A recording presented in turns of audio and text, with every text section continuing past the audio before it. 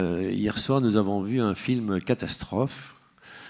Et il y a des films catastrophes qui ne sont pas des catastrophes de films. On a pu en faire l'expérience hier soir, puisque cette projection dont on craignait un petit peu la puissance émotionnelle, qui a été d'ailleurs censurée pendant 20 ans, ma foi, pour nous, elle a été très bienvenue. Elle a été une porte ouverte, très bienvenue pour nous comme pour nos invités. La discussion a été très vive et elle a suivi les attendus de l'anthropologue et du physicien-philosophe que vous allez revoir ce soir. Leurs travaux ont rencontré de très près ce qu'on appelle catastrophe, et en particulier dans cette boîte noire qu'on appelle Fukushima.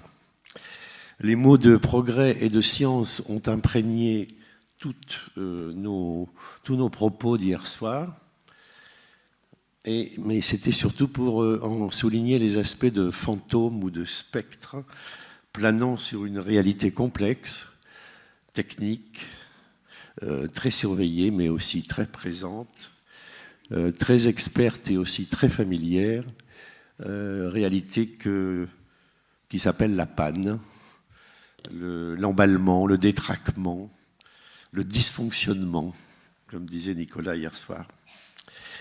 Plutôt que de progrès, donc, nous avons préféré parler de ce qui est en train d'arriver, de ce qui arrive comme en train d'arriver, dont la possibilité plutôt que la probabilité demande à se déployer dans ces dimensions très nombreuses, une pluralité de temps, d'espace, de dimensions, d'échelles, d'attentes, d'habitudes, de précautions et de prévisions. Nous commençons à savoir, mais aussi nous finissons par savoir qu'il s'agit de vivre avec. Et au fond, on pourrait peut-être, ce serait l'avancée de cette seconde soirée, on pourrait peut-être appeler expérience ce que, dans la première soirée, nous avions appelé régime commun. On se demandait si un régime commun était possible. Eh bien, on a commencé peut-être à comprendre que ce vivre avec pouvait répondre à cette question en tant qu'expérience. Voilà pour hier soir. Je dois vous prévenir ce soir d'un changement de programme.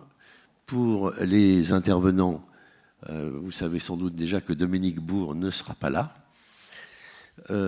Par contre, donc, nous avons les deux intervenants d'hier soir, mais Jonathan Chalier est arrivé car il a pu prendre son train aujourd'hui, donc il est très content d'être là. Et il a bien voulu accepter notre proposition de changement de programme de projection aussi. Au lieu du documentaire annoncé, qui sera donc projeté demain soir, ce soir nous allons continuer à parler Fukushima, avec deux petits documentaires, enfin, un petit de 12 minutes et un autre de 60, et qui parlent expressément de Fukushima. C'est un film très différent de celui que nous avons vu, ce sont des films très différents de celui que nous avons vu hier soir. Autant on a craint d'être submergé par l'émotion envahissante hier soir et par le bruit et la fureur de la bombe atomique. Là, j'ai plutôt l'impression qu'on a affaire à quelque chose de contraire, mais enfin qui nous rapproche de notre discussion, en tout cas en matière d'expérience. Il me semble que ce film, peut-être je me trompe, mais j'ai l'impression qu'il a l'intention de nous faire partager quelque chose. J'ai été frappé par son silence, même s'il y a quelques paroles et le karaoké à la fin, mais le silence était frappant. Et bon, le cinéma, évidemment, il y avait une caméra, on est au cinéma, etc. Mais enfin, il me semble qu'il y avait un effort de réalisme sensible, tout à fait intéressant. Voilà, allez. Jonathan, si vous voulez bien commencer, puisque personne ne vous connaît ici. Est-ce que vous m'entendez? Oui. Bonjour à tous. Merci à Gilles Clémence de son invitation et merci à vous tous pour votre présence. Donc, je m'appelle Jonathan Chalier, je suis philosophe de formation. Plus fort. et je suis ici au titre de secrétaire de rédaction de la revue Esprit, poste que j'occupe depuis 3 ans. Et dans ces 3 ans, enfin peut-être pas 3 ans, non, 2 ans et demi, on a fait 2 numéros sur l'écologie. Un premier en décembre 2015 qui s'appelait « Habiter la Terre autrement ». Et un plus récent et plus massif qui s'appelle « Les mondes de l'écologie » et qui est paru en janvier de cette année. Alors si vous voulez, éventuellement je vous présente très rapidement le dernier numéro et puis peut-être je vous donne mes impressions sur ce qu'on a vu là. Donc le numéro là, qui a été coordonné principalement par Lucille Schmitt est un numéro qui cherche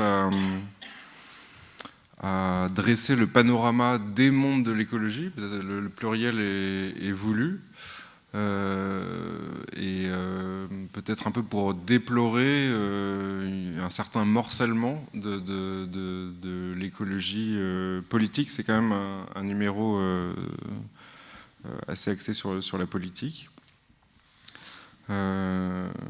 L'idée, si vous voulez, c'est de dire qu'entre l'alternative entre une mondialisation libérale heureuse et un repli nationaliste et xénophobe, le projet écologique, le projet politique, enfin le projet de l'écologie politique est une alternative crédible, mais qui échoue assez lamentablement. Si on pense à la dernière élection présidentielle, il y avait un candidat valeureux pour les écologistes qu'on a reçu à la revue d'ailleurs et qui était assez enthousiasmant, mais qui très vite, sans prendre le temps de passer le moindre message, enfin de profiter de la campagne pour s'en servir un peu de tribune, s'est rallié au candidat socialiste qui a fait un score assez petit, pour être gentil.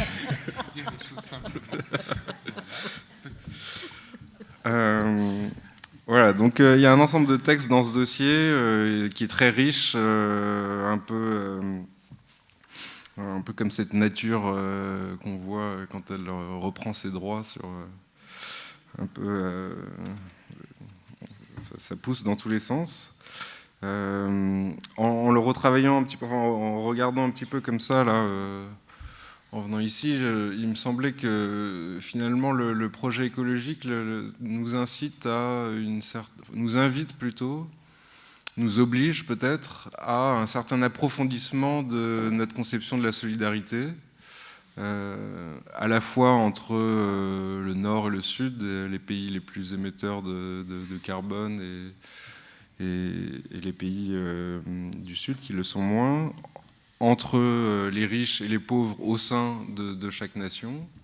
Et puis, peut-être la chose est un peu plus nouvelle et moins facile d'accès, entre les humains et les non-humains. Voilà, donc c'est peut-être une traduction politique, si vous voulez, de ce dossier. C'est un approfondissement de la solidarité qui permettrait de faire passer des mondes pluriels de l'écologie à un monde écologique. C'est en tout cas l'ambition, encore loin de se traduire dans la réalité. Et un certain nombre de textes cherchent à comprendre, alors il y a des raisons sociales, psychologiques, cherchent à comprendre pourquoi est-ce qu'on sait autant sur le dérèglement, si vous voulez, et pourquoi, au final, on fait si peu. Voilà, je m'arrête sur le dossier. Alors, je ne suis pas du tout critique de cinéma. J'ai noté quelques impressions comme ça. Sur le premier, 4 mois après, il nous dépeint un monde d'après la catastrophe où des machines s'affairent au milieu des débris avec assez peu de traces de vie. Les hommes ne sont que des appendices des machines. Ce qu'on entend, c'est les croissements assez lugubres des corbeaux, qui d'ailleurs, je crois qu'on entend à nouveau au début du second film. Alors, le second, qui est donc apparemment 5 ans après, où on suit les derniers hommes de la région,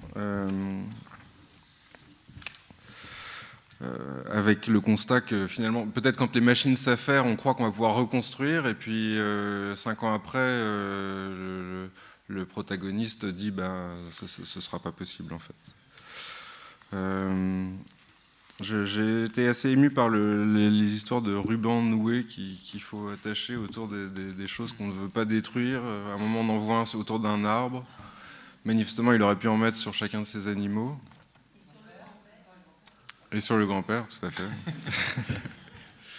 Et je me suis dit, je me suis posé la question à moi-même, sur quoi est-ce que je mettrais des rubans ?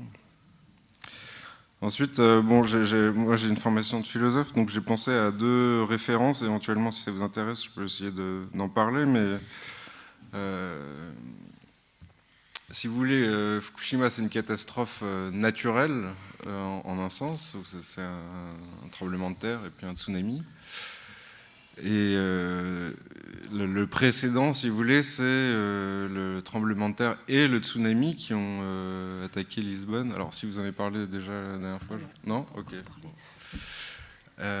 Qui date, si je ne 1776, peut-être, truc comme ça. Ouais. Et donc, qui a inspiré à Voltaire un fameux poème sur le tremblement de terre de Lisbonne, je crois. Il s'en sert pour dénoncer... Je parle trop peut-être. Non, ça va. Il s'en sert pour dénoncer la conception du monde selon Leibniz, selon laquelle le monde serait parfait tel qu'il est, et puis la justification de Dieu, la théodicée, qui rejette ça. La providence, si vous voulez. Et poème auquel répond Rousseau dans une lettre à Voltaire, je crois, et qui lui insiste sur une chose qui me paraît importante pour comprendre les films qu'on a vus, c'est-à-dire le fait que cette catastrophe n'est pas tout à fait naturelle, que si Rousseau n'utilise pas ces termes, mais si le plan d'urbanisme, par exemple, de la ville de Lisbonne était différent, avait pris en compte un certain nombre de risques possibles, si les personnes, alors là c'est un jugement plus moral si vous voulez, n'étaient pas tant attachées à leur possession matérielle. Rousseau parle de l'un allant chercher ses papiers, l'autre son argent, etc. Les choses sur lesquelles on aurait pu mettre un ruban, par exemple, il n'aurait pas péri. Donc Rousseau a cette sensibilité-là à la dimension sociale, si vous voulez, de la catastrophe naturelle. Et du coup, renoue avec une certaine forme de théodicée, justifie une certaine providence. Et puis l'autre référence à laquelle j'ai pensé, c'est en voyant, alors je crois que c'est dans le 2e film, on voit un moment au bord de la mer les digues qui ont cédé. Et il se trouve que dans Le Prince de Machiavel, Machiavel illustre sa conception de ce qu'il appelle la virtu, qui est la vertu du prince, vertu politique, par la métaphore de la digue et du fleuve. C'est-à-dire que le fleuve est la fortune, c'est-à-dire la dimension contingente du processus historique, et l'art politique, qui n'est jamais une emprise rationnelle totale, qui est un art donc, il n'y avait pas de science politique, mais un art politique, c'est l'art de construire des digues, donc d'essayer d'apprivoiser le flot de la fortune. Voilà, je m'arrête ici. Est-ce que tu veux continuer, Nicolas ? Bonsoir. Alors, Nicolas et moi, peut-être avons du mal à évaluer qui était là hier soir et qui n'était pas là. Comment ? Alors, en 2 mots, et pardon à ceux qui ont déjà entendu des petits éléments de présentation hier soir. Je vais être rapide. Je suis anthropologue. Je travaille dans un laboratoire d'ethnologie rattaché à l'université de Nanterre. Et je travaille sur le Japon depuis un bon moment et sur des choses qui ne concernaient absolument pas les sujets ni de la catastrophe ni du nucléaire jusqu'en 2011. Et puis voilà, j'ai commencé un travail de recherche à partir de 2012 qui porte sur la question de la vie après Fukushima. Voilà. Donc, on a déjà beaucoup parlé en fait de catastrophes nucléaires, surtout en fait hier soir. Et évidemment, dans ce qui s'est passé en 2011 au Japon, il y a plein de dimensions qui se retrouvent mêlées et que montrent bien les films. C'est-à-dire, ils montrent bien comment toutes ces dimensions-là sont mêlées. Parce qu'effectivement, il y a un tremblement de terre, il y a un tsunami, il y a une catastrophe nucléaire. Et dans le projet de recherche que j'essaye de mener, l'idée, c'est d'interroger toujours ensemble les différentes facettes du problème. C'est-à-dire de ne pas commencer par qualifier de manière stricte ce qui relève du nucléaire, et donc le problème de la zone interdite comme étant un endroit où la contamination est trop forte pour vivre, par exemple. Et puis le problème de l'autre côté de la dévastation, en fait, c'est-à-dire les ruptures de digues, les maisons effondrées, les personnes décédées, emportées par la vague, etc. Voilà, donc là c'est une gageure, parce qu'évidemment, dans ce que vous avez vu, il y a une dimension spectaculaire quand même, comme tout à fait de nature très différente de celle qu'on a vue hier, mais ça reste de l'ordre du spectaculaire, que je distinguerais de ce dont on a plus parlé hier, effectivement, qui est c'est-à-dire que Fukushima, c'est grand et qu'il y a quand même beaucoup d'endroits qui ne ressemblent pas à ceux que vous avez vus. Et des endroits où les gens vivent, des endroits, donc il y a des endroits plus ou moins contaminés, avec des plus ou moins fortes ou faibles doses. Et donc les conditions de vie d'un point à un autre de cette préfecture varient considérablement. Parfois avec une très grande contiguïté. Voilà. Alors, moi, il y avait plusieurs choses m'ont beaucoup intéressé, m'ont intéressé dans ces films. Alors d'abord, je dois te remercier pour la reprise que tu as faite la remarque que tu as faite sur les rubans autour des choses qu'on ne veut pas voir détruire. J'avais été sensible à la scène, mais sans le formuler de cette manière-là, et du coup sans faire le lien entre les rubans qu'on noue effectivement autour des arbres, et qui renvoient pour moi à d'autres types de scènes. D'abord le fait qu'on noue autour des arbres des cordes de manière traditionnelle pour signifier un arbre sacré. Donc, et d'autre part, de manière beaucoup plus triviale, ou je ne sais pas comment le dire, on accroche des rubans roses autour, dans la région où je fais du terrain, autour de tout ce qui va faire l'objet d'un traitement dans la forêt, c'est-à-dire les arbres, les branches, etc. Comme dans les forêts en France, on signale souvent avec des croix ce qu'on va couper, les endroits où on est intervenu, etc. Et il se trouve que quand on a commencé à se balader dans la région dans la région de Fukushima, dans ces endroits donc c'est pas la zone rouge, c'est des endroits où les gens vivent, etc. Au départ, je dis on parce qu'une partie du projet est un projet collectif, donc on est allé se balader à Fukushima à plusieurs. Et au départ, en fait, ce qui se passe quand on va dans ces endroits-là, même dans les endroits où les gens vivent a priori tout à fait normalement, dans des endroits qui sont très beaux, pas du tout dévastés, pas du tout marqués comme ceux que vous avez vus, On a, comme on vient là pour une raison très particulière qui est ce qui s'est passé en 2011, on a tendance à surinterpréter chacun des signes qu'on voit. Donc on a commencé à voir des rubans roses un peu partout, qu'au début on ne voyait pas du tout. Et on a commencé à y être très attentif le jour où quelqu'un nous a dit, bah là c'est pour dire tous les endroits où les décontaminateurs sont passés. Et donc voilà, les rubans roses, c'est un travail dans la forêt qui est de l'ordre de la décontamination. Alors on s'est dit, alors là, voilà, enfin on tient quelque chose. C'est un peu comme quand les premières rizières abandonnées qu'on a vues, on voit une rizière abandonnée, on en voit deux, on se dit, ah, là c'est la catastrophe, ça y est, on y est, quoi. On y est. On est au cœur des choses et on est rattrapé par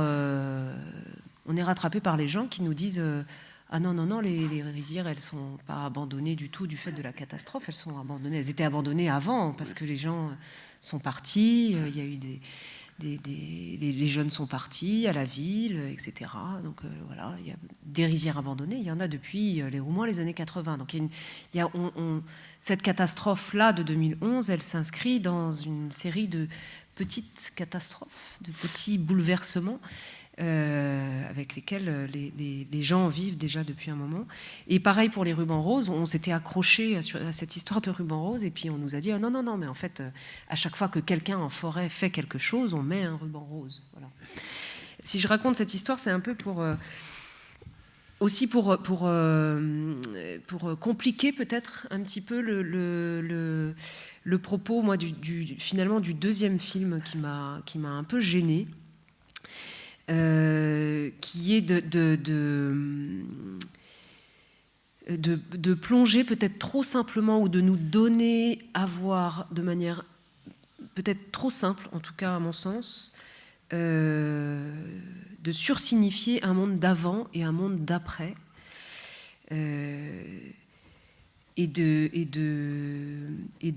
surjouer la vie dans les ruines. De surjouer aussi, j'avoue que... Alors, il y a un livre de Antonio Pagnotta, qui est cité d'ailleurs à la fin du film, un livre qui est paru il y a quelques années, et qui s'appelle « Le dernier homme de Fukushima », qui raconte l'histoire de ce monsieur qu'on a vu, et que j'ai lu en me figurant, c'est-à-dire quand j'ai refermé le livre, et depuis, c'est un monsieur qui est très connu, hein, c'est-à-dire qu'on va le voir, il y a des gens qui vont le voir maintenant, qui lui rendent visite, il a rencontré beaucoup de journalistes, etc. Il est venu en France. Il a été invité en France à venir faire une conférence. Et donc, on garde l'image du fait que c'est le dernier homme, au sens de dernier humain, dans une terre qui est catastrophée, apocalypsée, je ne sais pas comment... Enfin, qu'on est quand même après la fin du monde, quoi, et qu'il en reste un. Et le film montre un peu autre chose quand même, parce qu'il n'est pas tout seul.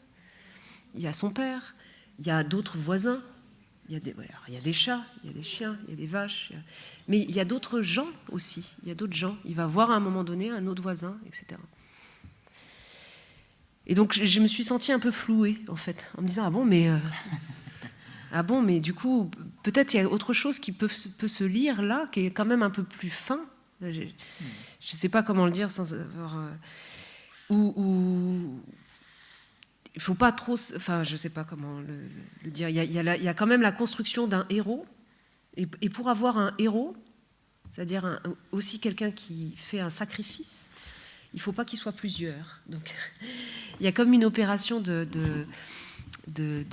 nettoyage ou d'épuration qui me gêne un peu dans ce film. Je m'arrête là, puis on discutera. Excuse-moi, tu irais jusqu'à dire que on fait appel à une sensibilité un peu trompée ou mal fichue. C'est-à-dire que je trouve que le ressort du film, c'est-à-dire de nous figurer ce monde-là comme le monde de l'après-catastrophe, et en tout cas pour moi, n'est pas un ressort qui marche fort. Voilà. Alors j'ai en tête aussi, je travaille avec une cinéaste, une jeune cinéaste, Mélanie Pavie, qui s'est engagée dans un travail de thèse. Et alors l'histoire, c'est qu'elle vient me voir avec son projet de thèse elle était au Japon en 2012, 6 mois après la catastrophe, 1 an après la catastrophe, et elle entend parler dans les journaux pour la première fois d'un énorme projet de construction d'une ville japonaise dans le sud de l'Inde. Un truc complètement improbable, une ville qui aurait été conçue pour 30 000 personnes, je crois que le projet de départ était énorme, 30 000 personnes, une ville japonaise construite dans le sud de l'Inde. Et quand elle a vent pour la première fois de ce projet, c'est accompagné d'une interprétation, le journaliste mentionnant le fait qu'en fait les Japonais sont en train de se créer des refuges en dehors de leur terre qui quand même et qui bouge beaucoup, dont on n'est pas assuré de la pérennité quand même. Et du coup, l'interprétation qui était donnée de cette construction de ville, c'était de dire que les Japonais sont en train de se constituer un grand refuge. Voilà.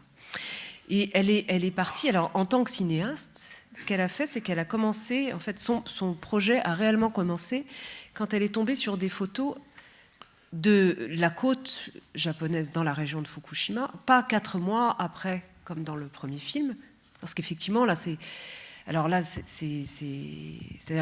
un moment très, très particulier où tout est mélangé et il faut redistinguer. Il faut mettre les frigidaires d'un côté, les voitures de l'autre, tout ce qui est la ferraille, le fer, le bois, etc. Donc, tout a été mélangé par la vague. Et il faut redispatcher les choses, etc. Donc on a un sentiment de chaos total.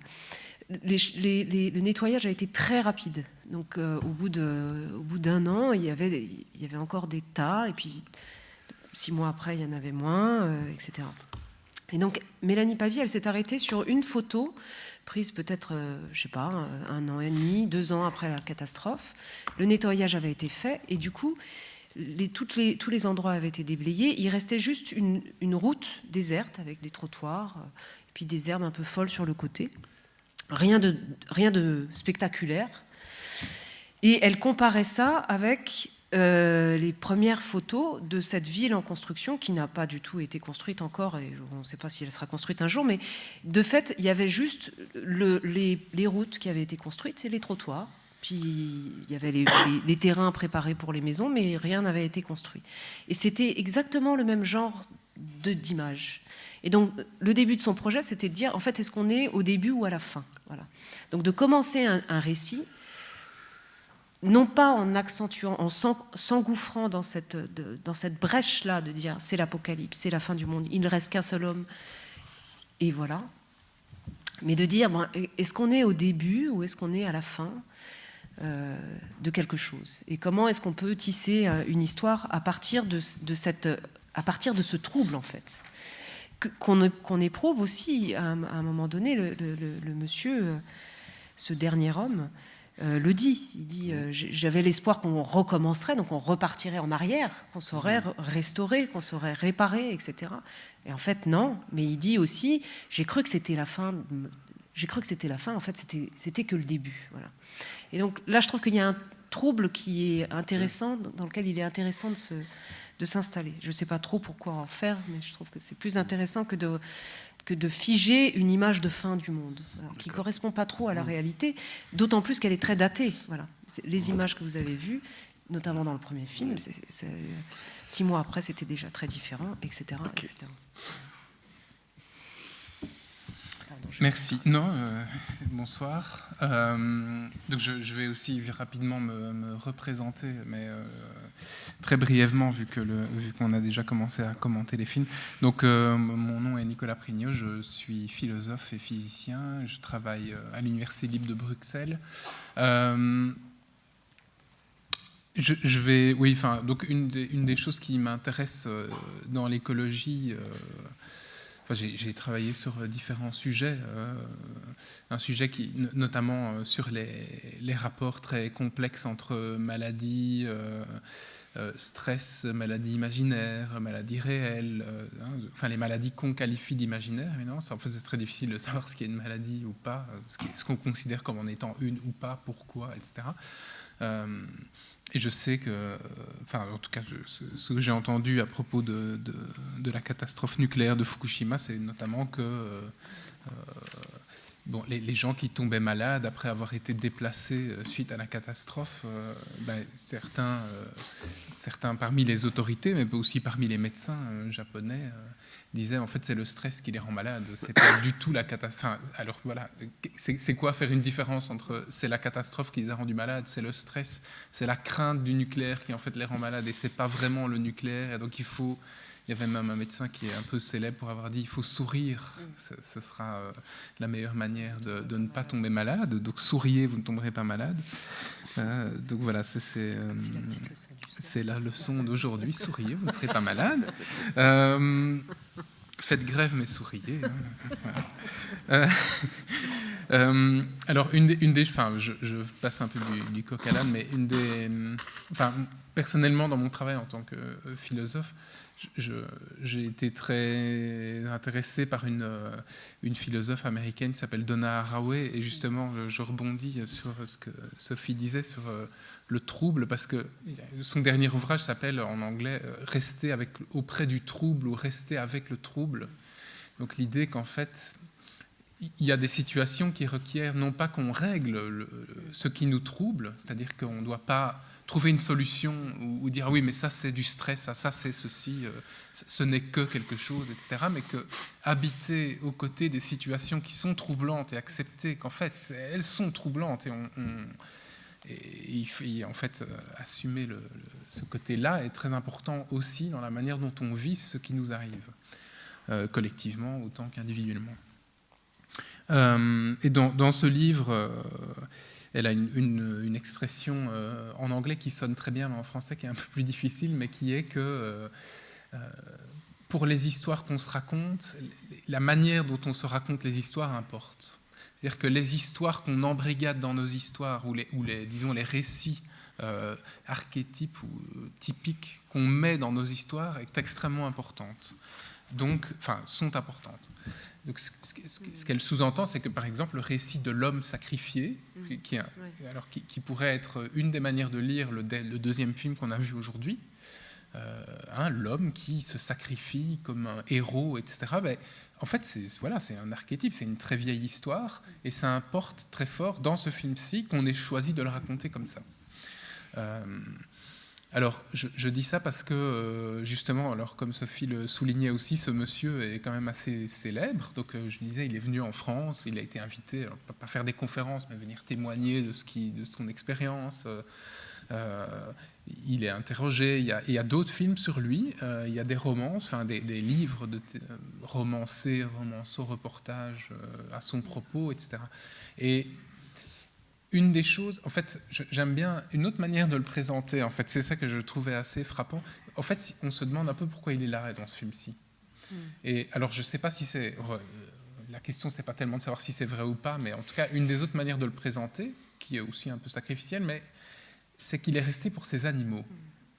En fait, on voit qu'il nourrit les vaches, etc., mais dans le livre, je pense qu'il dit, en fait, moi, imaginez, c'est quand même des kilomètres carrés, tout le monde est parti, pour ces raisons, et il y a certains animaux qui sont restés même dans des box enfermés, etc. Alors, les gens pensaient peut-être revenir 2 jours plus tard, ils ne voulaient pas que leurs animaux s'enfuient, etc.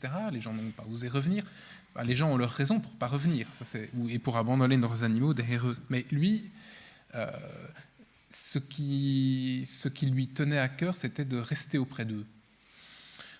Alors, moi, c'est ce que je trouve, l'ambivalence du personnage entre celui qui est sacrifié et celui qui, en fait, est attaché à un territoire. Et je crois que ce n'est pas du tout la même chose comme manière de présenter. Et moi, ce que je trouve intéressant chez ce personnage-là, c'est justement qu'est-ce que ça veut dire être attaché à un lieu, à un territoire, à un milieu. Enfin, on peut discuter de ce que ça voudrait dire, mais enfin, être attaché là où on vit. Et je crois que c'est quelque chose de difficile à dire, en fait, et même difficile à dire publiquement. C'est-à-dire dire, moi, je reste parce que c'est ici, parce que mes animaux sont ici, je ne veux pas les laisser tomber, etc. Alors on peut passer pour un fou, enfin, pour le dire très platement. Je veux dire, c'est difficile à dire, à signifier. Alors après, il y a des signes dans le film aussi d'autres choses. C'est assez intéressant, je trouve. Donc il reste pour d'autres choses, en fait. Il reste pour ses ancêtres. Enfin, parce que ça, c'est une vraie... Je crois, enfin, tu me contrediras... Sophie, mais j'ai lu souvent la question des ancêtres, parce que les ancêtres habitent. Là, on voit que il va en fait il va sur la tombe de ses ancêtres. On voit à un moment le cimetière, là où il déplace des fleurs dans du plastique. Là, c'est un cimetière, donc on peut supposer que c'est ses ancêtres, vu que son père lui dit aussi, il discute de la tombe de la grand-mère et qu'est-ce qu'il en est, etc. Je crois que, alors je ne suis pas un spécialiste de la culture japonaise, mais de ce que j'en ai compris, c'est quand même extrêmement important. Et puis, alors là, peut-être je pousse un peu parce que ça m'intéresse, mais il est aussi en rapport, il est en rapport avec les animaux, il est en rapport avec un lieu, un paysage, il est en rapport avec un territoire, avec des ancêtres et même avec des esprits, puisqu'on le voit offrir ses respects à des esprits pendant le film. Il s'intéresse à des choses qui sont typiques de la culture japonaise, je crois. Mais alors, voilà, en fait, on peut lire ça. Ce qui est intéressant, ce qui est un peu bizarre dans le film, à mon avis, c'est qu'on le fait un peu errer. Et en fait, on a l'impression que le caméraman lui a demandé de se balader dans des lieux dans lesquels il n'a rien à faire. Donc, on le voit aller voir la gare locale. Il va sur le quai. Et en fait, il fait rien. Enfin, je veux dire, et ça, c'est des scènes où en fait, on veut le mettre en scène comme le sacrifié de la catastrophe, qui n'a en fait rien à faire là. Alors que ce monsieur, il a plein de choses à faire. Et donc, en fait, il s'occupe des lieux. Et c'est pas du tout la même chose de présenter quelqu'un comme voulant s'occuper d'un territoire ou étant là et sacrifié, et en fait tournant un peu en rond, et passant d'un lieu à l'autre, marchant dans la rue vide, avec rien, etc. Donc le film est très ambivalent là-dessus. Et puis effectivement, alors la fin, la dernière scène où il chante une chanson d'amour, c'est intéressant, il chante une chanson d'amour sur la mort. Je veux dire, c'est sa compagne on ne sait pas très bien si elle est décédée ou pas. On comprend pas très bien, mais en tout cas, c'est une chanson d'amour sur la perte.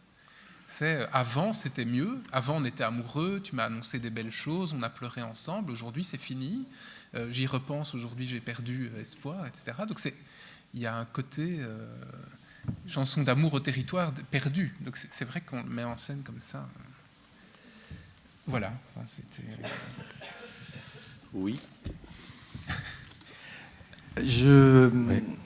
Effectivement, pour la mise en scène que vous avez très bien démontée ou déconstruite, je ne sais pas ce qu'on peut dire par rapport à ça.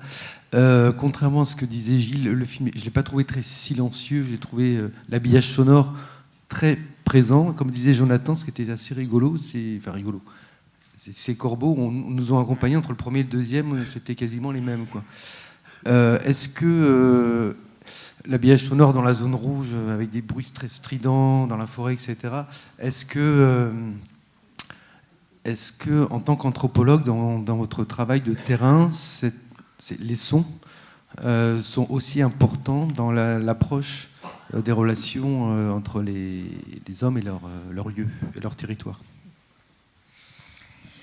Merci pour la question.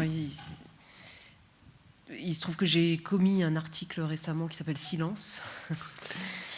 Donc ça me parle. Alors pour les corbeaux et les grillons, alors j'hésite toujours entre les grillons et c'est quoi les autres? Les cigales. Enfin, vous devez savoir, vous, les gens du Sud, ce que c'était exactement. Je confonds toujours. Mais de fait, c'est un environnement sonore qui, moi, ça a un effet Madeleine de Proust pour moi. J'entends ça et je suis au Japon. Les corbeaux sont très présents et les cigales grillons sont très présents aussi. À un moment, on entend aussi une espèce de cymbale, je sais pas, c'est un ding. Alors, il y a beaucoup de choses. On entend, oui, comme alors là, des gongs qui pourraient être d'un temple, par exemple, ou des petits carillons qu'on accroche aux portes des maisons. Et puis, on entend aussi, surtout, les annonces, là, qui sont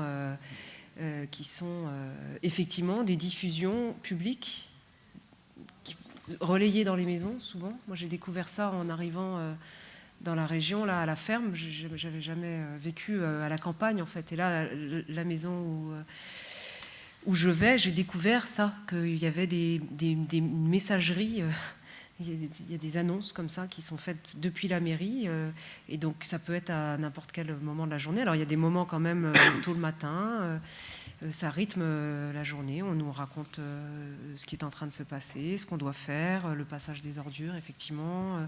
Et puis s'il y a eu un accident, je sais pas, sur la route, pas loin, à 3 heures du matin, on est réveillé comme ça par un... c'est très, très anxiogène, en fait.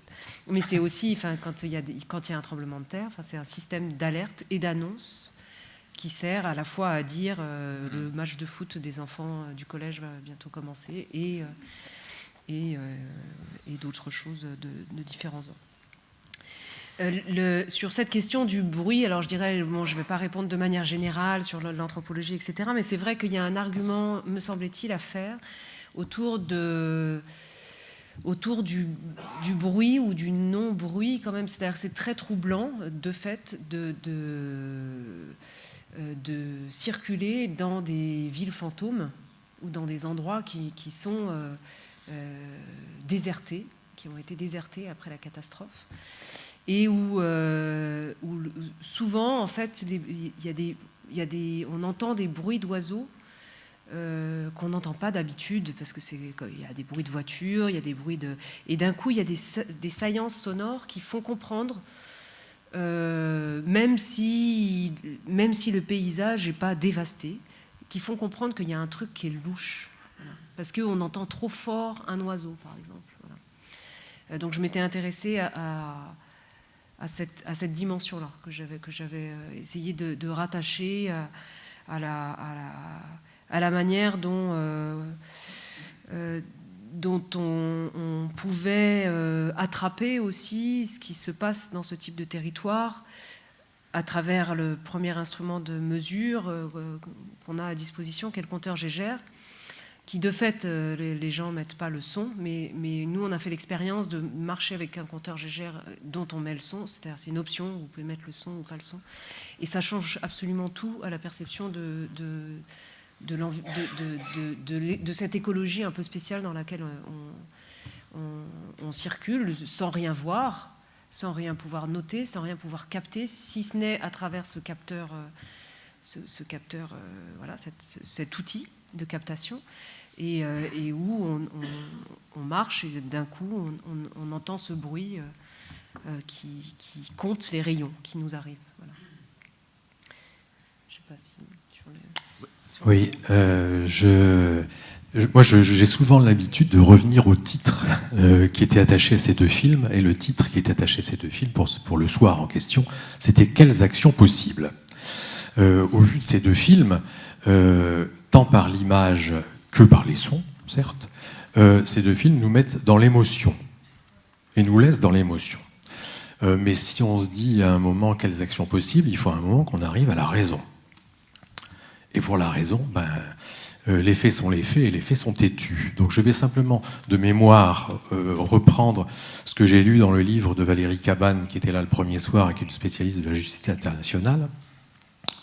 Et quand dans son livre elle parle de Fukushima, elle dit Fukushima, bien sûr, catastrophe naturelle au départ, un tremblement de terre de niveau 9, un tsunami de 15 mètres, mais qui ensuite, moi je pense, a entraîné non pas une catastrophe nucléaire, mais une catastrophe industrielle, qui a entraîné le déplacement, outre les morts, le déplacement de 162 000 personnes contaminées,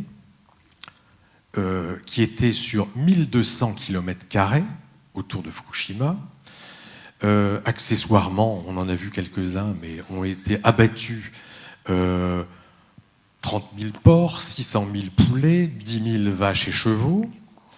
Et puis, en 2015, et puis des aérosols et des vents particulaires radioactifs sont montés à 100 km au nord jusqu'à la centrale de Sendai qu'ils ont rouvert assez rapidement, et 230 km au sud jusqu'à Tokyo.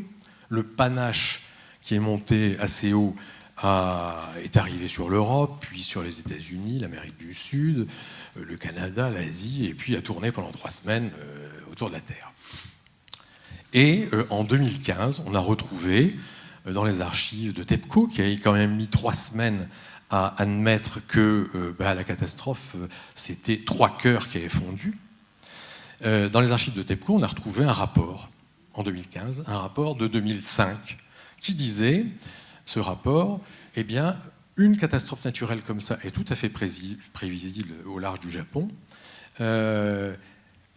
Une vague de plus de 15 mètres, c'est tout à fait possible, et donc il faut remonter les murs de la centrale.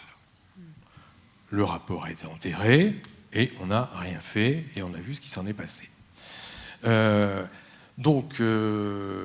Ensuite, ce qu'il faut savoir aussi, c'est que jusqu'à maintenant, jusqu'à aujourd'hui, tous les jours sont déversées 300 tonnes d'eau qui servent à refroidir la centrale. 300 tonnes d'eau dans l'océan tous les jours. Ça provoque les dégâts que vous pensez, c'est-à-dire qu'il y a 40% des poissons qui ont disparu et qui sont absolument pas consommables. Voilà la situation là-bas. Fukushima avait 40 ans. On peut faire le parallèle avec Fessenheim, qui a 40 ans d'âge.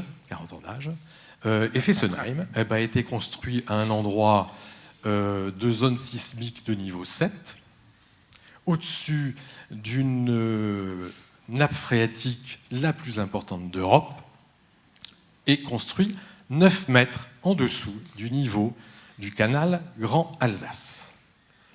Je crois que ça se passe de commentaires. Cependant, est-ce qu'on peut imaginer qu'entre les premiers plans des projets et le début de leur réalisation, des industriels, des promoteurs, des scientifiques peuvent tenir compte de l'évolution des connaissances entre l'initiation du projet et le début de sa réalisation pour éviter des choses comme ça. C'est-à-dire, quelles actions possibles ou comment on pourrait éviter de faire des conneries.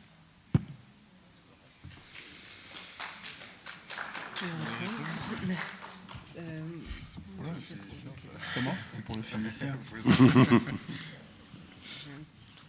peux dire une chose, si vous voulez. Oui, enfin... Vas-y. Ce que vous suggérez... Merci de t'approcher du micro, s'il te plaît. Ce que vous suggérez me fait penser à... vous dites qu'il faut rehausser les digues. Donc, les murs, oui. Mais plus généralement, si on garde la métaphore des digues, si vous voulez, ce que vous dites, c'est qu'il faudrait rehausser le niveau de prévision, une meilleure prise en compte des risques. Bon. Parce que les mondes de l'écologie sont donc pluriels. Il y a un courant de l'écologie qui se dit catastrophiste, qui considère que finalement c'est pas une question de réglage ce qui se passe, c'est qu'il faut repenser de manière radicale notre rapport à l'environnement naturel, et qui empêche finalement toute perspective de prévision rationnelle. C'est-à-dire qu'on peut faire tous les ajustements techniques les plus ingénieux qui soient, on ne saura jamais prévoir la catastrophe. Il y a des gens qui croient tellement dur comme fer aux capacités de la raison technicienne qu'ils pensent pouvoir envoyer je ne sais pas quoi dans le ciel de manière à renvoyer les rayons du soleil, que ça atténue le réchauffement climatique. Bon, là si vous voulez, on est dans une course... oui, un petit peu. Oui. Donc, je crois qu'on a déjà abordé ce problème avec le probable et le possible hier, entre autres. Enfin. Voilà, c'est ma remarque. Oui, moi j'ai plusieurs pistes, petites choses à dire, pas forcément une réponse, mais je crois qu'il y a quand même des choses qui diffèrent, qui changent avec l'accident de la centrale de Fukushima, la catastrophe de Fukushima. Ce qui est, par exemple par rapport à Tchernobyl, où en fait en Europe, enfin je sais pas, la rhétorique autour de Tchernobyl, c'était que oui, enfin c'était les Russes, bon déjà, c'est presque comme les Belges. Bon. Mais non. Quand même pas. Non, mais donc l'idée c'était quand même, enfin je parle de physicien, là je me souviens de mes cours de physique nucléaire, le prof de physique nucléaire nous disait Tchernobyl, c'est les Russes, c'est un ordre du Parti communiste de relancer la centrale. C'est pas une catastrophe technique, c'est une catastrophe humaine. C'est la faute du système antidémocratique où on a forcé les gens à redémarrer la centrale alors qu'ils savaient très bien qu'ils ne devaient pas le faire parce que normalement les ouvriers, enfin la ville se vidait le week-end, mais cette fois-là elle se vidait pas et donc il fallait garder la centrale allumée et donc on a voulu la redémarrer. Et ce qui est vrai, c'est qu'ils ont fait sauter toutes les sécurités pour pouvoir la redémarrer alors qu'ils ne devaient pas et qu'effectivement elle a sauté à cause de ça. Mais on disait toujours oui, mais c'est les Russes, c'est antidémocratique et tout ça. Alors au Japon, on ne peut pas dire ça. Donc ça, c'est pas un pays antidémocratique, c'est pas un pays avec des gens qui font n'importe quoi, etc. Donc l'argument qui était déjà fallacieux à la base, c'est pas pour dire que c'était vrai, mais l'argument qui était déjà faux à la base se révèle en plus dans son immense vacuité. Alors si je me souviens bien, mais quand on a demandé à Sarkozy s'il comptait faire quelque chose, il a dit qu'il n'y avait pas de tsunami en France, donc ça c'était déjà une bonne réponse. Alors, donc ça c'est pour la blague, mais oui, je crois que c'est intéressant aussi cette idée de gestion du risque. Enfin, je crois que c'est une idée intéressante parce qu'aujourd'hui on est dans un monde de risque, où on pense tout le temps en fait qu'il n'y a pas de progrès sans prendre des risques et qu'en fait le risque c'est un prix à payer pour tout progrès en tout cas, qu'on ne peut pas vivre sans prendre des risques, on ne peut pas prendre sa voiture sans risquer quelque chose, on ne peut pas traverser la rue, enfin c'est l'argument qu'on nous dit tout le temps. Il y a un livre très intéressant, vous connaissez peut-être, sûrement, donc c'est Jean-Baptiste Fressos qui a écrit un livre qui s'appelle L'Apocalypse joyeuse. Et en fait, c'est une histoire de comment on nous a fait avaler ce truc du progrès toujours accompagné d'un risque, mais qu'on était obligé de prendre. Et il montre de manière assez intéressante qu'en fait, au départ, donc il prend plusieurs exemples. Il y en a un sur les vaccins, parce qu'aujourd'hui, les vaccins sont... je ne vais pas lancer un grand débat sur les vaccins, mais les vaccins aujourd'hui sont considérés comme étant sûrs. Mais ce qui est vrai, c'est qu'à l'époque, les premiers vaccins, notamment contre la variole, c'était s'injecter du pus de vache qui avait une maladie proche de la variole, et c'était extrêmement risqué. Il raconte des anecdotes comme ça d'un châtelain qui fait venir un médecin très célèbre, qui donc a du pus de pied de vache sur des gaz, etc., et qui va faire des incisions pour vacciner ses enfants. Donc le risque statistique de mourir de la variole est quand même plus faible si vous vous vaccinez, mais évidemment la statistique n'existe pas à ce moment-là. Donc l'idée même qu'en fait on prend un risque moindre en se vaccinant qu'en ne se vaccinant pas n'est pas du tout une évidence. Alors, le châtelain, très intelligent, fait d'abord vacciner les bonnes. Donc, il fait d'abord vacciner la cuisinière ou la bonne pour voir si elle meurt ou pas, etc., pour voir si le médecin a sa réputation, etc. Et donc, c'est parce que l'idée est qu'on prend un risque en se vaccinant. Alors qu'en ne vivant pas, en ne se vaccinant pas, on ne prend pas de risque.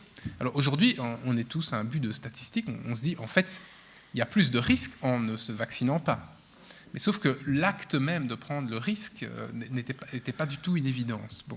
Et donc c'est l'idée de l'invention du risque. Il y a une autre, je fais une autre anecdote, parce que je crois que ça va dans le même sens, mais c'est assez rigolo.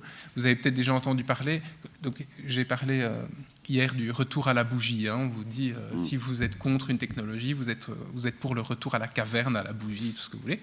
Il y a une autre anecdote, c'est vous êtes comme les gens qui avaient peur des trains. C'est un exemple qui est amusant parce qu'en fait, et donc on vous dit, on m'a déjà dit aussi, quand je parlais des ondes électromagnétiques, ah oui, mais vous, les gens avant avaient peur des trains, ils croyaient que si on allait trop vite, la rétine allait se décoller, les femmes enceintes allaient perdre leur faire des fausses couches dans le train, etc. Les gens avaient peur des trains. C'est entièrement fou, ça n'a jamais existé. En fait, c'est une invention de gens qui étaient pro-progrès, qui ont inventé rétrospectivement des histoires sur des gens qui avaient peur des trains. Ce qui était vrai, par contre, c'est qu'il y a eu des accidents, il y a eu des catastrophes ferroviaires. Par exemple, à un moment au départ, alors je ne sais plus si c'était en Angleterre ou en France, mais on verrouillait les trains. Et donc le jour où ils tombent, ils s'enflamment, les gens meurent brûlés dans le train, parce qu'ils ne savent pas sortir. Les déraillements, etc. Il y a eu plein de catastrophes.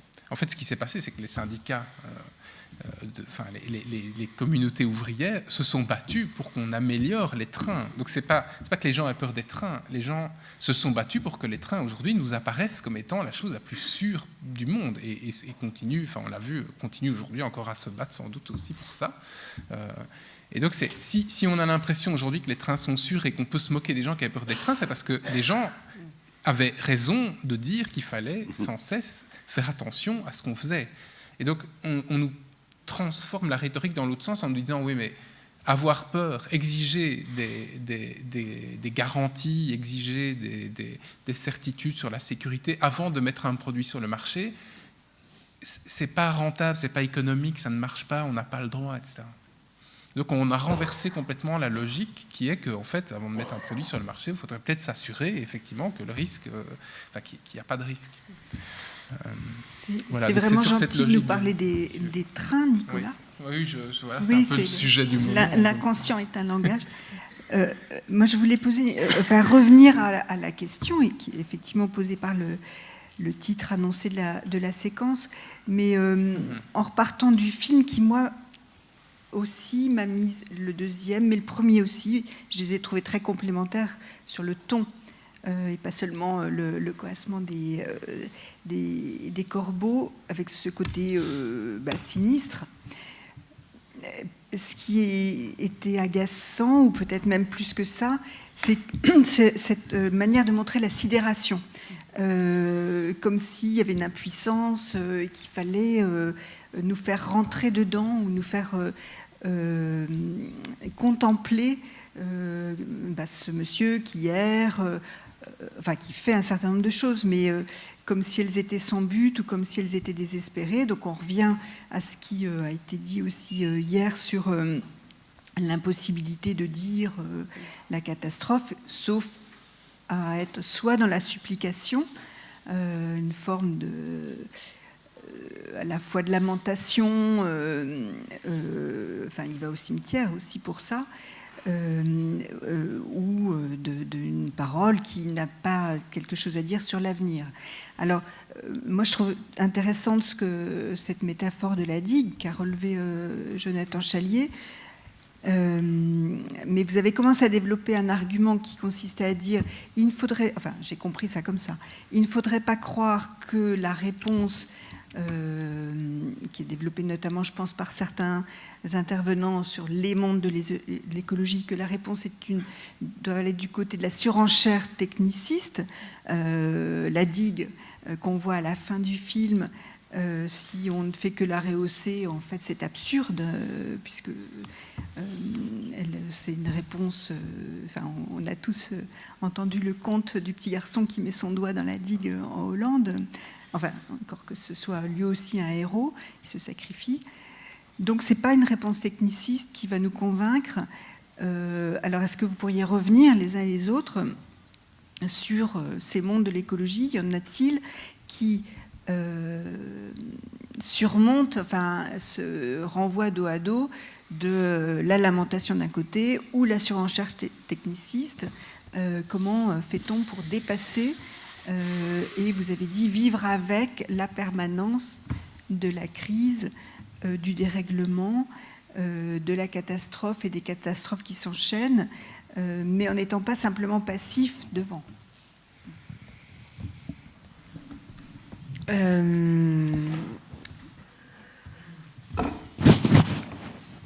Alors, pour les deux dernières questions là, qui ont été posées, qui sont des questions difficiles, en fait, là, je commencerai par raconter quelque chose qui m'a beaucoup frappée et que j'arrivais pas à comprendre les premières fois où je suis allée dans la région de Fukushima. Et notamment la toute première fois, on s'est approché, on est allé rendre visite à un agriculteur qui vivait, mais vraiment à 1 kilomètre de la zone interdite, qui était encore fermée à ce moment-là. Et donc, il vivait dans une zone où il avait le droit de venir dans la journée, mais il devait repartir le soir. Donc c'était une forme d'habitation temporaire, etc. Et ce que m'avaient dit plusieurs personnes pendant ce premier voyage, c'était que ce qui comptait, c'était de sauvegarder le paysage. Et ce qui comptait, c'était d'assurer la continuité. Le terme, c'était vraiment la continuité du paysage. Voilà. Et je trouvais, alors d'abord, ma première réaction a été de totale incompréhension, parce que je me disais, là, il est en train de se passer un truc qui est quand même grave, qui peut avoir des conséquences sanitaires a priori importantes, et je ne comprenais pas quel était l'enjeu porté par le paysage lui-même, et cette question de continuité du paysage. Si je raconte cette histoire, c'est que cette question de la continuité, c'est-à-dire comment est-ce qu'on inscrit dans un territoire, et je crois que ça rejoint aussi ce que tu disais tout à l'heure sur le lien qu'on a au Japon, très fort avec le sol, l'endroit où on est né, même pas l'endroit où on a nécessairement vécu. Et on peut rencontrer des gens au Japon et leur demander, ils parlent de l'endroit où ils sont nés, avec beaucoup de nostalgie. On appelle ça le furusato, c'est le sentiment nostalgique qui naît pour les endroits où on est né. Et quand on pose la question suivante, qui est de dire, alors du coup, tu as grandi dans cet endroit, on dit non, je suis partie, j'avais 1 an, j'avais 2 ans, etc. Donc c'est pas forcément des endroits où on a vécu toute sa vie, où on a construit un lien. C'est un lien qui est donné, notamment par les dieux du sol, les ancêtres, etc. Et donc cette question de la continuité, elle est, à mon avis, elle offre une piste par rapport à la question de l'alternative entre la lamentation et la surenchère techniciste, ce que tu dressais, le tableau que tu dressais. Et elle se lie du point de vue de ces digues, de pourquoi est-ce qu'on a construit les centrales à cet endroit-là, par rapport à tout ce qu'on conçoit a posteriori comme des aberrations, c'est-à-dire le fait que TEPCO ait construit cette centrale-là, alors qu'elle savait très bien qu'il y avait que des catastrophes avaient eu lieu, qu'il fallait remonter les murs de la centrale, etc. Il y a aussi, et Augustin Berg en a aussi parlé dans un article, on a retrouvé, mais à post-catastrophe en fait, on a retrouvé beaucoup de stèles à plusieurs endroits sur la côte, qui mentionnait à partir de là ne pas construire. Voilà. Parce que c'était la limite d'arrivée d'une vague antérieure, jusqu'à plusieurs centaines d'années. Voilà. Évidemment, ces choses-là ont été oubliées. Et il y avait eu des constructions, et il y avait eu des formes d'habitation, etc. Et de fait, beaucoup de gens ont fait la remarque que c'est très frappant, parce que la vague s'est arrêtée à nouveau à l'endroit des stèles, dans certains endroits. Voilà. Et donc, ça repose aussi la question de la continuité. Comment est-ce qu'on tient la mémoire? Comment le territoire n'est pas seulement une entité géographique, mais il a une consistance temporelle qu'il faut tenir et qui est très difficile à tenir, en fait. Et concernant... c'est toujours cette question temporelle aussi, moi, qui me... et là, pour le coup, c'est pas seulement la catastrophe nucléaire, enfin, ou l'accident nucléaire, ou tout ce qui est lié au nucléaire, pose un défi en termes de pensée sur cette question temporelle. Et je vous recommande de voir, on le trouve, je crois, sur Internet, un documentaire qui s'appelle Into Eternity, donc dans l'éternité, qui est un documentaire de Michael Madsen, M-A-D-S-E-N, et c'est un documentaire qui porte sur un site d'enfouissement des déchets radioactifs en Finlande, donc un site qui s'appelle Onkalo, et où on a opté, ça fait partie des rares endroits dans le monde, où on a opté pour un enfouissement définitif. Donc on creuse des grottes jusqu'à 500 mètres sous terre, et le grand projet, c'est de foutre tout ce qu'on continue à produire et que franchement on ne sait pas quoi faire. C'est-à-dire qu'on ne peut pas rester avec l'idée qu'on va trouver la solution technique pour tout recycler. Donc là, on commence à en avoir beaucoup. Donc on va les mettre dans la roche. Alors tout le documentaire commence sur le fait que, sur un discours, une épopée géologique, où on nous montre que quand même cette roche-là, cette région-là a été choisie comme site d'enfouissement des déchets parce qu'elle est stable, la roche est stable depuis plusieurs centaines de milliers d'années. Voilà. Et donc on se dit, si on les met là, ça va le faire. Ça va le faire pendant un temps, quoi. Voilà.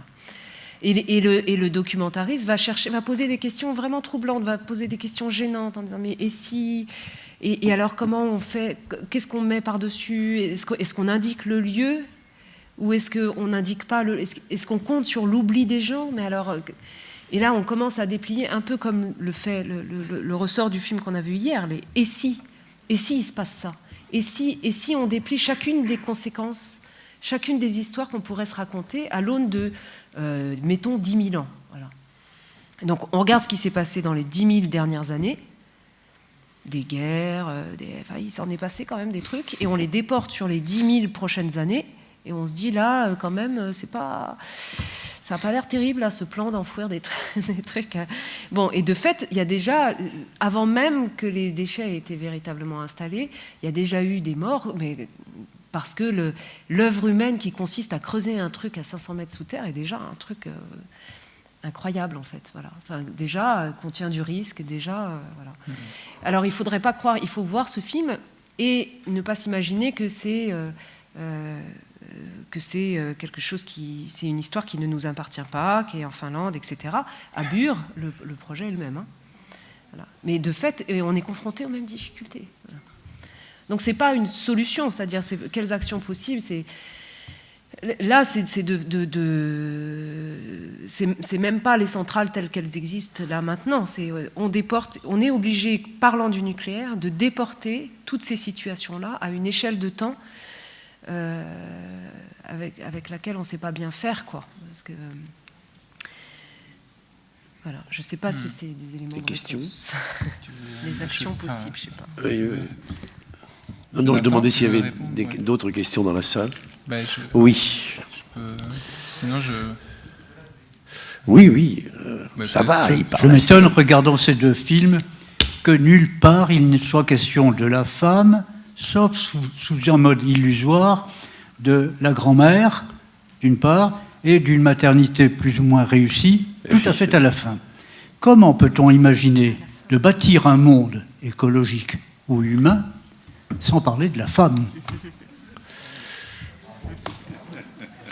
Il y a une autruche quand même, non? Ça n'a rien à voir. C'était un peu le sens C'était un peu le sens de ma remarque aussi sur le héros. C'est-à-dire de construire un héros, et ça compte pas pour rien que ce soit un homme. Alors Donna Haraway, qu'a cité Nicolas, a beaucoup travaillé à partir des récits d'une femme qui s'appelle Ursula Le Guin, qui est auteure de science-fiction et qui a développé aussi une théorie qu'elle appelle la théorie du panier à provisions, en disant en fait on pourrait raconter les histoires telles qu'on les a racontées aujourd'hui, notamment l'histoire de l'humanité, ce sont des histoires de chasseurs, voilà. Donc d'hommes armés qui partent, il leur arrive des aventures, ils reviennent et ils sont transformés en héros avec une proie sur leur épaule, etc. Et l'histoire de l'humanité aurait été probablement différente si on avait raconté l'autre versant de l'histoire, à savoir les femmes qui partent avec un panier. Dans le panier, elles vont collecter des choses, des petites choses, voilà. Et donc, bon, là, sur cette question du héros, effectivement, on est dans un récit, comme tu disais, qu'on connaît. C'est un ressort narratif qu'on connaît, qui a déjà fait ses preuves aussi. Enfin, voilà. La question que je me pose, moi, c'est à partir de ce que vous avez dit sur la catastrophe plutôt industrielle que de rester effectivement sur la partie nucléaire. Parce que des catastrophes industrielles, il y a eu Bhopal, quand même, on l'a oublié. AZF, si vous étiez passé à Toulouse après AZF, c'était quand même quelque chose de considérable. Et donc, des catastrophes industrielles, on joue un peu aux apprentis sorciers à travers tout ça. Et la question que je me pose, c'est le rapport entre la philosophie et la politique. Parce qu'effectivement, pourquoi est-ce qu'on n'arrive pas on joue avec ça, on prend des risques, les politiques, effectivement, passent outre. Et c'est cette question-là, du rapport entre la philosophie, qui devrait nous conduire à une certaine sagesse, et la politique qui fait que malgré tout, on prend ces risques, on y va. Alors il y a effectivement des intérêts, etc., il y a tout ça. Mais qu'on sorte du nucléaire pour se poser cette question-là. Comment ça se fait que les ressorts sont tels qu'on y va toujours?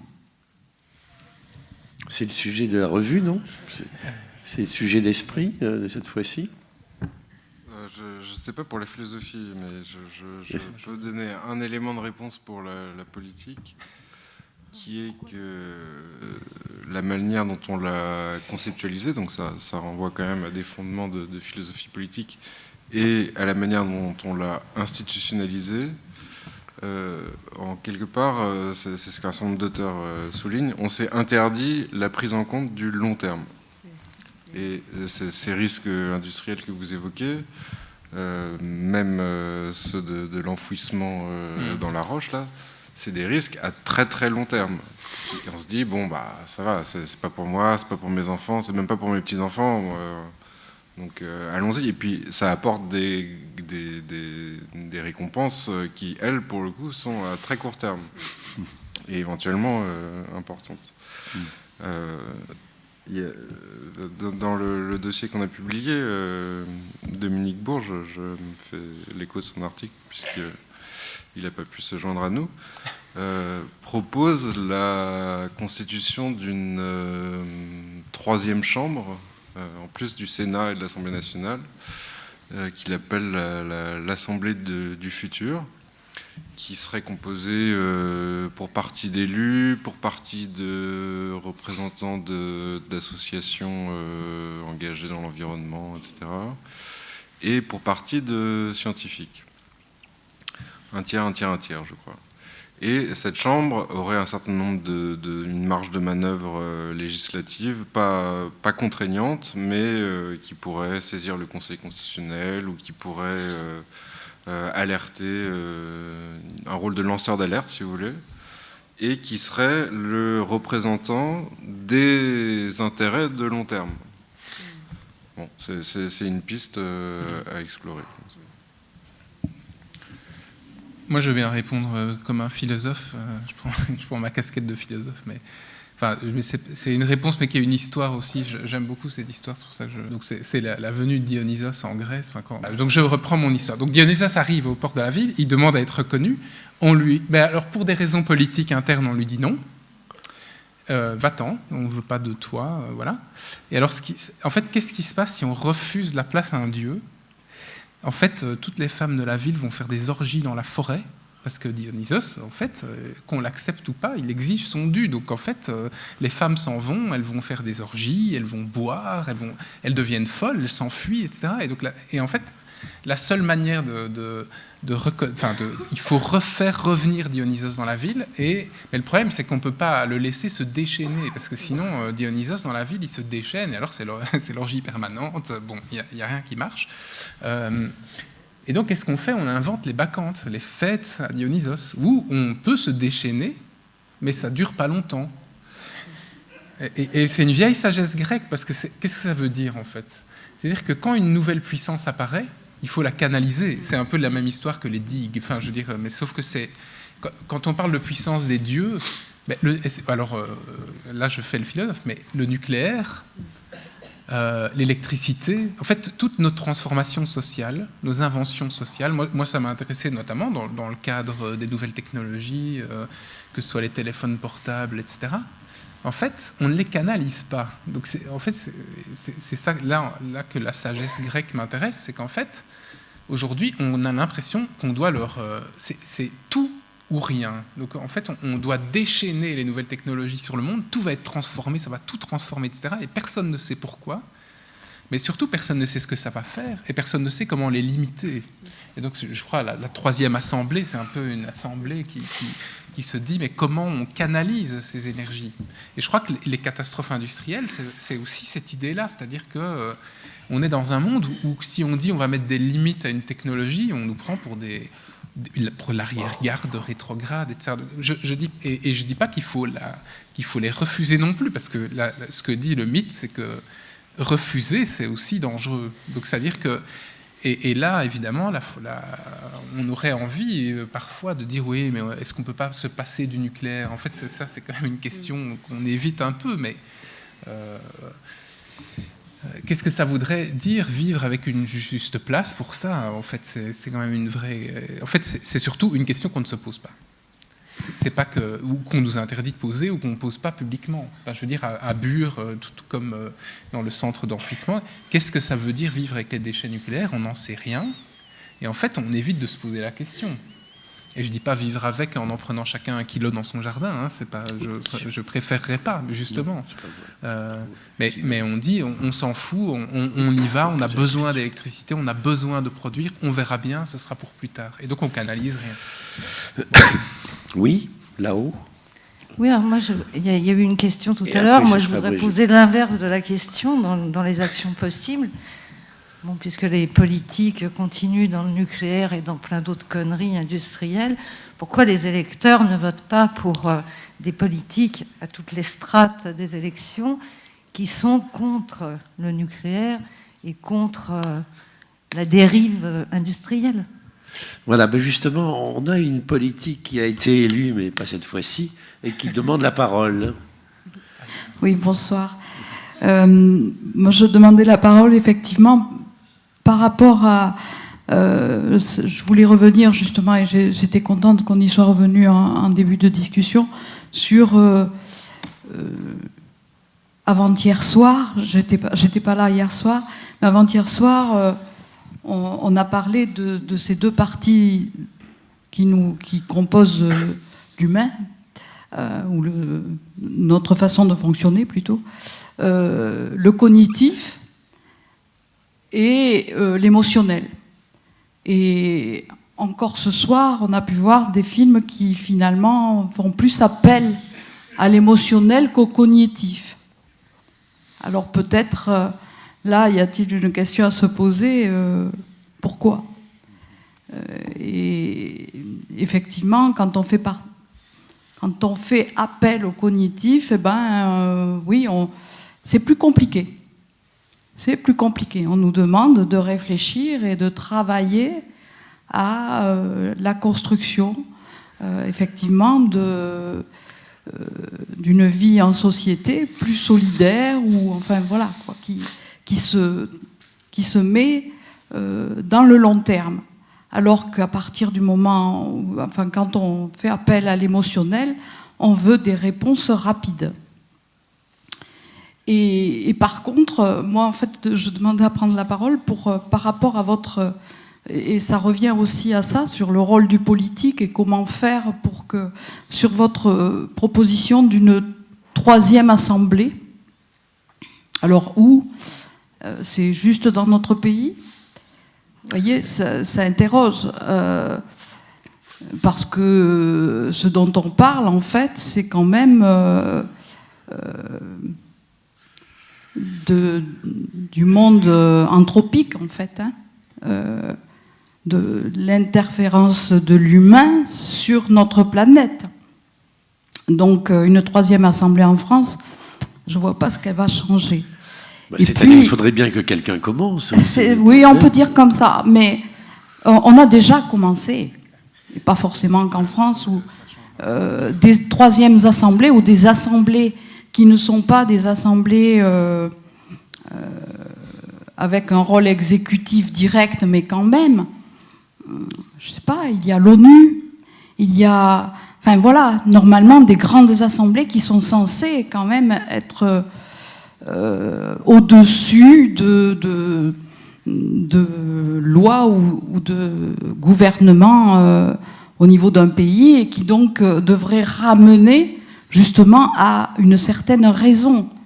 Moi, en tant que parlementaire, je siégeais au Conseil de l'Europe. Qui connaît le Conseil de l'Europe? Je fais le pari que peut-être dans cette assemblée, un grand nombre connaissent le Conseil de l'Europe, Mais si on sort de cette salle, peut-être un peu moins. Et pourtant, normalement, il a un rôle important pour ramener à une raison par rapport à la paix, par rapport à un vivre ensemble sur la planète, sur le fait du respect, justement, et des solidarités, et donc du respect de la paix. Donc cette troisième assemblée, je ne sais pas trop comment elle aurait un pouvoir supérieur quand on voit comment sont respectées déjà les deux assemblées qui sont en place. Donc là, c'est vraiment une refonte constitutionnelle qu'il faudrait revoir, certainement, à l'échelle de notre pays, mais à l'échelle internationale. Et moi, les deux films, ce qu'ils m'évoquent, c'est que quand même, c'est un monde anthropique qui s'est détruit lui-même. Seule chose qui survit dans l'affaire, finalement, c'est la planète, qui, elle, a une capacité à renaître. Mais par contre, ça, on ne sait pas trop. Hein. On la voit renaître. On la voit renaître. Par contre, la vie anthropique, elle est beaucoup plus difficile à renaître. Et c'est ça qui doit amener à nos réflexions. Alors bon, après, qu'allons-nous faire ?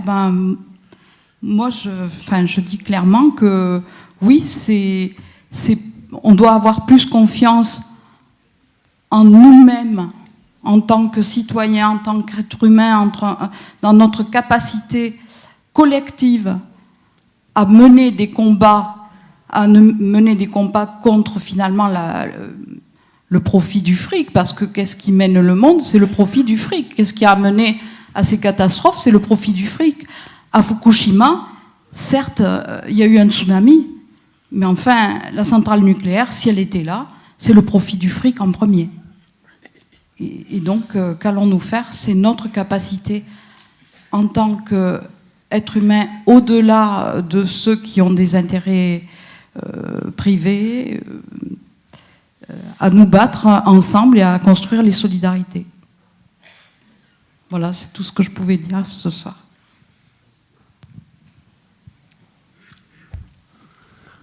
Vous voulez conclure ? Juste sur ce que vous abordez beaucoup de choses, juste sur l'aspect cognitif, émotionnel, en fait, que vous avez mentionné au début. C'est-à-dire, moi, je suis frappée pour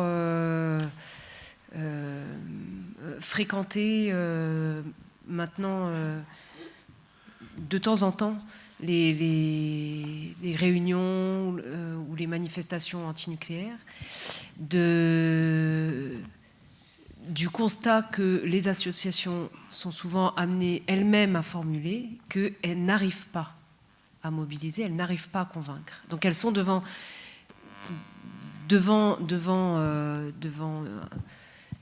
parce qu'elles ne prennent pas toutes les mêmes, elles ne tirent pas toutes les mêmes conséquences de ce qui est en train d'arriver ou de ce qui s'est mis en place, mais aussi parce qu'elles ne vont pas chercher toutes les mêmes, encore une fois, les mêmes ressorts rhétoriques. Voilà. Moi, le ressort cognitif, là, effectivement, les deux films vont chercher du côté émotionnel. Mais par exemple, l'intervention que vous avez faite tout à l'heure relevait pour moi d'un registre cognitif où c'est un des procédés qui est très fréquemment utilisé, de cumuler l'un après l'autre des chiffres qui sont censés parler d'eux-mêmes, c'est-à-dire de rendre manifeste l'énormité de ce dans quoi on s'est mis, quoi. Voilà. J'ai le sentiment que ça, par exemple, ce sont des registres. Ce registre-là, par exemple, moi, ne marche pas du tout avec moi. C'est-à-dire, j'ai pas la cap. Je suis faite comme ça. Moi, les chiffres, j'ai un peu de mal, et du coup, j'arrive pas à faire les conversions, j'arrive pas à tirer les conséquences de ce que ça veut dire, j'arrive pas à entrer dans ces histoires-là. Le film qu'on a vu hier partait d'un procédé tout à fait différent, qui, moi, me trouble davantage, pas parce que c'est émotionnel, c'est-à-dire pas parce que effectivement c'est bouleversant et que ça nous tire la larme, parce que la larme, parce que c'est dramatique, etc. Mais c'est plus parce que ça part de cette structure d'histoire qui dit et si ça arrive, alors il faudra tenir les conséquences de tout. Et alors tous ces petits trucs auxquels on n'a pas pensé, et qui sont pas dans les chiffres. Toutes les petites choses qu'il va falloir... voilà. Et là, d'un coup, pour moi, ça marche mieux. Alors, c'est pas une solution, mais c'est dire si on fige le type de discours en disant c'est comme ça qu'il faut présenter les choses, c'est par là qu'on va convaincre les gens, en fait, à mon avis, c'est plutôt d'aller vers la diversité des... C'est pas une réponse vraiment politique que je fais là, hein, c'est un peu nul, mais... Non, alors peut-être je l'ai entendu comme ça, c'est-à-dire au sens de... Non, mais tu veux dire une application, une attention aux conséquences. Au sens de quelque chose qu'on saurait. Et là, ça revient au début de la discussion aussi. Là, ce qui est troublant en termes en ce qui concerne le nucléaire, c'est que la part de ce qu'on sait est parfaitement instable, en fait. Et donc c'est difficile de stabiliser ce savoir-là. Voilà. Et dès qu'on avance un chiffre, un type de chiffre ou un type ce type de données-là, alors il y a systématiquement quelqu'un qui dit ah non, et qui avance un contre-chiffre. Oui. Pour moi, le cognitif, c'est pas juste ce qu'on sait ou c'est pas juste des chiffres. Le cognitif, c'est bâtir de la réflexion à partir de faits, pas forcément des chiffres. J'ai pas trop aimé le film avant-hier soir qui, à un moment donné, nous abreuvait de chiffres et puis qui était très très long, qui fait qu'à la fin, on est complètement assommé et ça ouvre pas forcément à la réflexion. J'ai préféré finalement, même s'il porte sur l'émotionnel, mais pas seulement, le premier film où il n'y a aucune parole, rien, aucune parole, des sons, mais pas de parole. Ben, je trouve que rien que ce film-là aurait suffi à ouvrir le débat de ce soir. Parce qu'à un moment donné, si on est trop saoulé de données chiffrées, etc., c'est pas ça qui ouvre la réflexion. Au contraire, ça peut carrément l'atomiser. Voilà, donc... non, mais le cognitif, c'est pas forcément juste des chiffres ou juste ce qu'on sait. On peut aussi partir de ce qu'on ne sait pas, entre ce qu'on sait et ce qu'on ne sait pas, et les doutes qu'on a, qu'est-ce qu'on construit ? Et qu'est-ce qu'on construit par rapport toujours au respect de la vie ? Pourquoi on est là ? Pourquoi on fait de la politique ? Est-ce que c'est pour faire de l'argent ? Ou est-ce que c'est pour permettre la vie, la vraie vie ? Pas que juste la vie humaine. La vie dans sa globalité. Oui, Nicolas, tu voulais ajouter un truc ? Oui, rapide. Enfin, pour moi, il y a une chose extrêmement importante dans mon travail, et je crois que je partage ça avec Sophie, certainement. C'est en fait devant qui on parle. Enfin, l'idée que ce qu'on dit, ce qu'on produit, en fait, on le dit devant. Enfin, alors, devant quoi ? Devant qui ? Etc. Ça, c'est une longue question. Mais être responsable de ce qu'on dit devant les gens dont on parle, ça me paraît une chose extrêmement importante. Et personnellement, c'est contre l'expression, pas contre vous, mais je ne me sentirais pas capable d'aller dire aux gens de Fukushima que là, c'est le monde anthropique qui se détruit lui-même. Je trouverais ça d'une extrême grossièreté, en fait, personnellement. Parce que... mais ça, en fait, ça ramène au thème anthropocène. On en a dit. Enfin, je veux dire, en fait, anthropos, c'est l'homme avec un grand H. Alors, c'est sûrement pas la femme, c'est sûrement pas celle qui a son panier à provisions, etc. Hein, c'est l'homme chasseur-cueilleur qui, voulant toujours aller plus loin, finit par s'autodétruire, etc. C'est aussi un très très mauvais récit.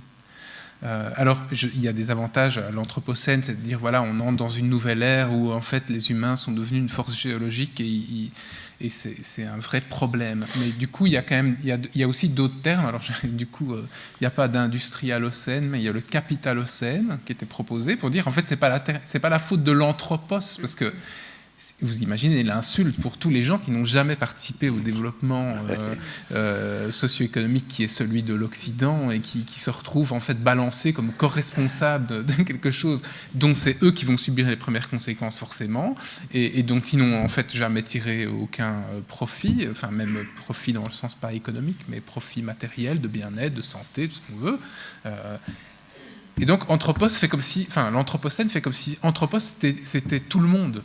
Il n'y a rien de plus faux, en fait, d'accord ? Donc, je dis juste comme ça peut être pour le débat, mais je tenais quand même à dire qu'il y avait des propositions un peu alternatives. Donc, il y a capitalocène, parce que c'est le capitalisme bon, qui est responsable, et pas l'anthropos, que c'est pas tout à fait la même chose. Hein. Alors, il y a d'autres propositions un peu plus...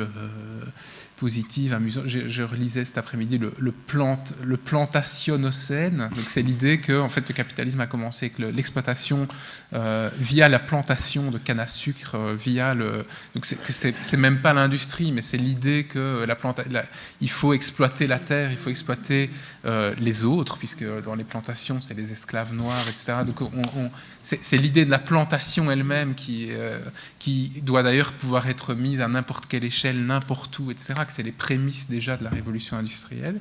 Donna Haraway, donc je vous ai parlé tout à l'heure, elle dit, d'abord elle dit, je m'en fiche un peu de comment on l'appelle, mais j'aimerais bien que ça dure le moins longtemps possible. Donc ça, c'est pas tout à fait. Déjà, elle dit le nom finalement, c'est important, mais surtout on oublie que l'anthropocène, c'est pas l'homme qui va enfin prendre son destin en main, parce que c'est quand même ça. Hein, je veux dire, Crutzen, celui qui invente le mot anthropocène, c'est pas pour dire il faut qu'on arrête, c'est pour dire maintenant que nous sommes une force géologique, il faut qu'on prenne nos responsabilités, et donc toutes les choses dont Jonathan parlait tout à l'heure, de balancer des particules dans l'atmosphère, etc. Il y a un livre de Clive Hamilton qui s'appelle « Les apprentis sorciers du climat ». Donc toutes ces solutions techniques qui nous semblent, enfin moi alors personnellement pour le coup, qui me semblent en fait le même poison que celui c'est-à-dire on déchaîne des trucs sans même savoir exactement ce qui va se passer, en espérant qu'en fait ça va aller mieux. Donc ça, c'est Crutzen, c'est ça, hein, l'anthropocène, c'est on va enfin reprendre le volant de la voiture de notre destinée, de l'humanité, comme si on était en fait la Terre c'est un peu une bagnole et il faut qu'il y ait quelqu'un qui prenne le volant. En gros, c'est ça. Et donc ça, c'est un peu... Voilà, le terme anthropocène a des résonances très diverses. Et donc elle propose Cthulhucène, parce que Cthulhu, c'est les forces du sol, c'est les forces chtoniennes de la Terre. Et c'est aussi le nom d'une toute petite araignée qui vit dans les forêts amazoniennes et qui tisse ses toiles, etc. Et donc elle dit, maintenant ça doit être l'ère de la vie qui se tisse à partir du plus bas, à partir des forces de la Terre elle-même, etc. Et on doit prendre conscience qu'on est dans des réseaux, enfin, c'est the web of life, enfin, on est pris dans dont nous dépendons, dont les autres êtres dépendent, et qu'en fait c'est ça qui importe aujourd'hui, que c'est ça qu'on détruit en fait. Ce qu'on est en train de détruire, c'est ces réseaux d'interdépendance qui nous tiennent. Voilà. Très bien, plus de questions. Eh bien merci beaucoup. On continuera à répondre demain soir.